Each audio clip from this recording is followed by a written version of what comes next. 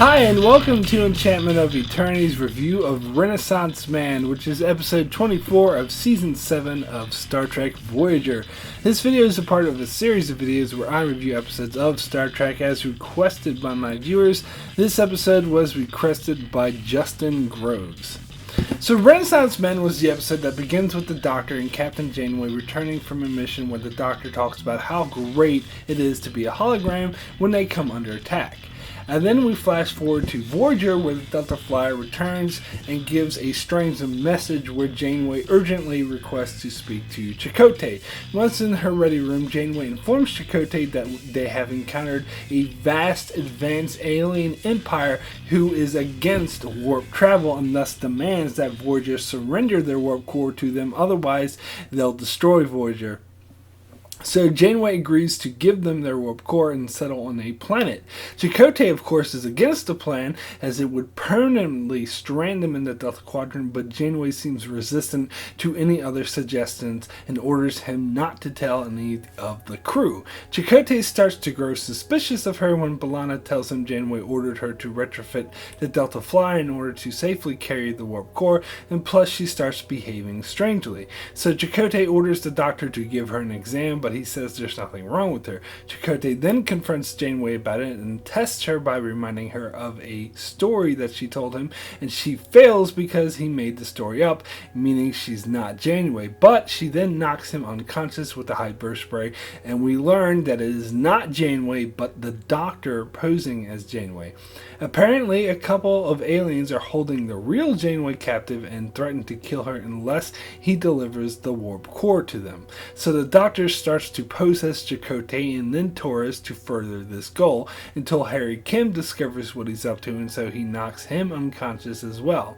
Right before he's ready to enact his plan, Tuvok discovers what he's up to and deflects the Doctor's plan to knock him out, and then leads a ship-wide hunt for the Doctor, but the Doctor manages to get away with the warp core and leaves Voyager crippled. When the Doctor arrives with the warp core to give to the aliens, however, they double-cross him, steal the warp core, and hold him hostage as they plan to use him for further missions. However, when Voyager comes back online, they get a hidden message from the Doctor that gives away plans to blow up the warp core, but with a little help from his subordinate they manage to corrupt. They defeat him and return the core to Voyager. However, once back there, the Doctor's program was so badly damaged from all the tampering, he believes he's about to die, and so makes a lot of confessions of horrible things he did to the crew, including the fact that he loves 7 of 9. However, his program doesn't get decompiled, and instead he's fine, but he hides in embarrassment from the crew after all the things that he revealed. So this episode had potential, and I really wanted to like it, but I had several major issues with it that I could not shake. First of all, the way they made the Doctor so powerful and smart, basically invincible, is something I did not buy for a single solitary second. This episode speaks to a trend in season 7 overall where they seem to hyper-focus the show and turn it into all about the Doctor in 7 of 9. Of course, this episode wasn't an example of them focusing on 7 of 9, however, I did happen to notice that she was never fooled by the Doctor and thus manages to save face in this episode, whereas practically everyone else looks like an idiot. And it's absolutely insane how much they were trying to illustrate how great the Doctor was, and it does not at all add up in any way, shape, or form. When I was watching earlier episodes, I came across many examples of the Doctor being restrained or overcome by the crew, or examples that he isn't as physically capable as this episode would lead you to believe, and nowhere near as powerful. So many examples that it would take forever to get into. Suffice to say, this episode spits in the face of all established character traits of the Doctor.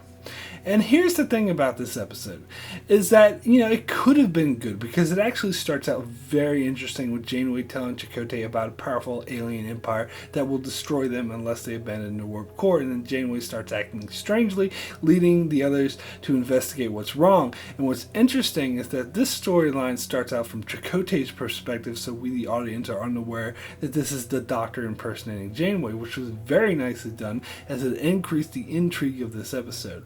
However, where the episode went wrong and turned ridiculous was its ending, as it should have been a great episode. And instead of whining about all of its inconsistency, I would be singing its praises if it changed one important plot point. When Tuvok was chasing the Doctor throughout the ship in a very suspenseful chase sequence that was quite effective, Tuvok actually should have caught him. Where this all went wrong was when the Doctor did this fancy kung fu move to climb the walls and steal Tuvok's phaser and shoot him. This was the episode's major flaw, and where everything horribly went downhill after this, as it set off a chain reaction that made this episode that could have been good suck. So why do I say this? Well, first of all, that kung fu move itself, as I stated earlier, goes completely against everything that's been established about the Doctor, that he would be able to do something like that. But not only does it make the Doctor seem like some sort of omniscient demigod, it also makes Tuvok look like a putz. You know, I would have been okay with the Doctor outsmarting Chakotay and Harry Kim, but when he did this to Tuvok, it was just way too much.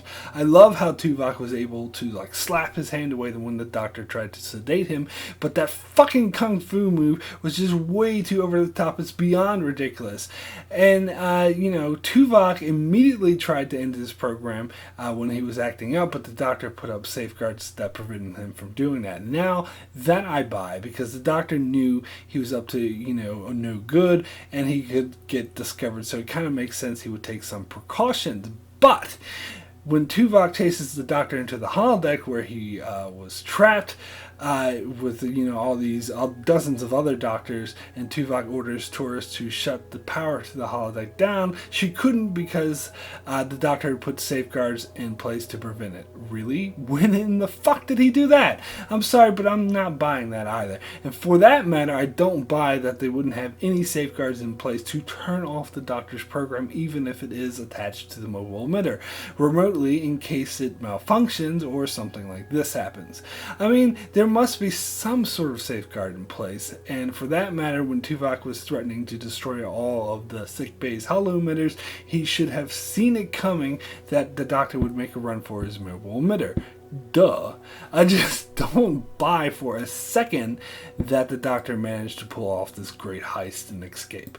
And here's the thing, my major complaint all season had been, because the Doctor in 709 show, and all the other characters save Janeway were being neglected and turned into two-dimensional cardboard cutouts, and so this was a major opportunity for them to show off how badass Tuvok was and to really highlight Tuvok by having him be the one that captures the Doctor, and then they can figure out where to go from there. I would have loved that so much better, but instead of doing that, the Doctor returns where very obviously he's double-crossed, and then the story relied on this old, tired cliche of Janeway corrupting the underling who was being neglected by his superior. This storyline was so incredibly unoriginal and uninspired. As soon as I saw them setting up for this, I let out a gigantic sigh of despair, because this episode could have been great. It could have, had they not done that totally unrealistic kung fu move and followed up with the storyline I've seen a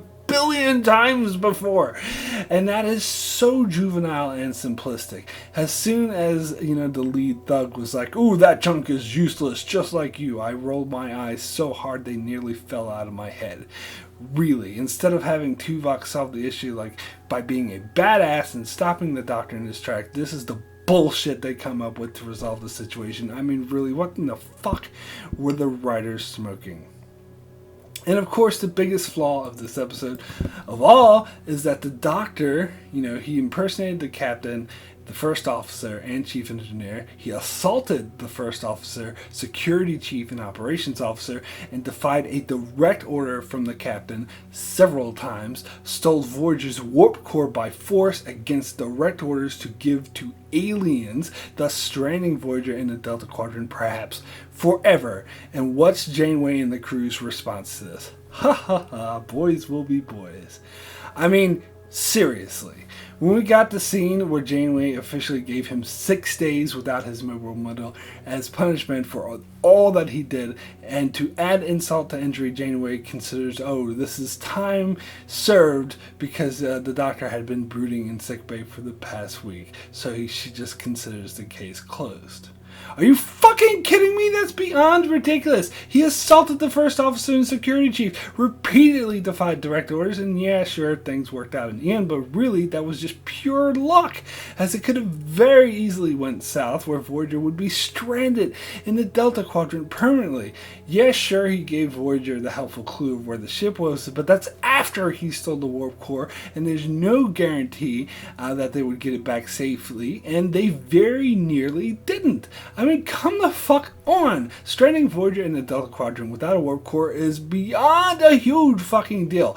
And all he gets is a slap on the fucking wrist. Get the fuck out of here. Yeah, sure, he was doing it to save Janeway's life, and that caveat should be considered in his punishment. So, for example, that would prevent them from actually decompiling his program, but he should have suffered severe consequences for what he did. At the very least, he should have been stripped of all rank and privilege, and severe safeguards be put in place on his program to limit his freedom and ensure he's unable to do anything like this in the future. For them to just smile and slap him on the wrist and go, ha ha ha, silly doctor, is beyond ludicrous.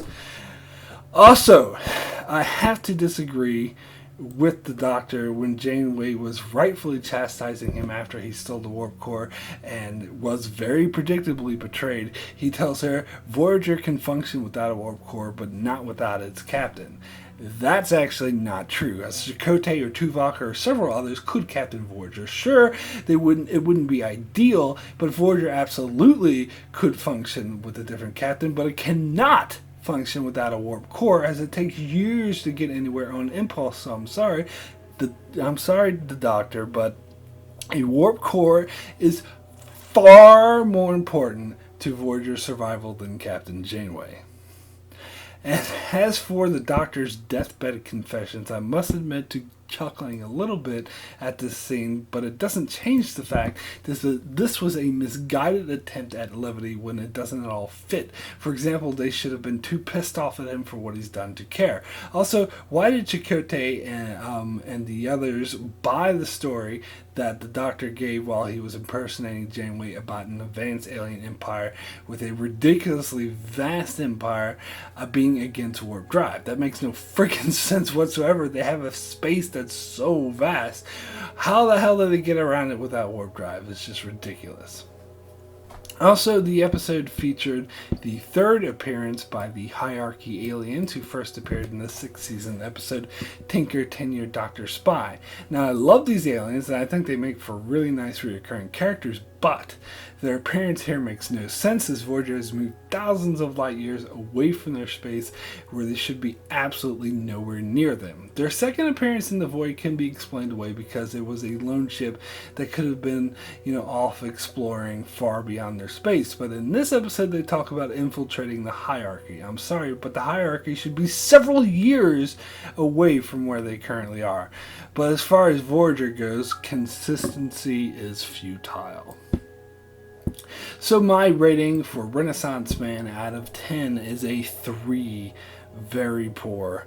It saddens me to give this episode such a low rating, as it had great potential, as the first half of the episode was actually good and really suspenseful, but the ending was horrible. It made no sense. It just showed how the writers love to jerk off all over the Doctor in the writer's room instead of writing interesting stories with a cast of well-developed characters, instead of just focusing on the Doctor in 7 of 9 all fucking season long. And that ending where the Doctor gets a slap on the wrist for his high crimes of treason that should have warranted the death penalty makes this episode lose any credibility that it might have had. So that's it for my review of Renaissance Man, and I have an announcement to make, that at this time I will no longer be taking episode review requests, as I'm taking a little break from that.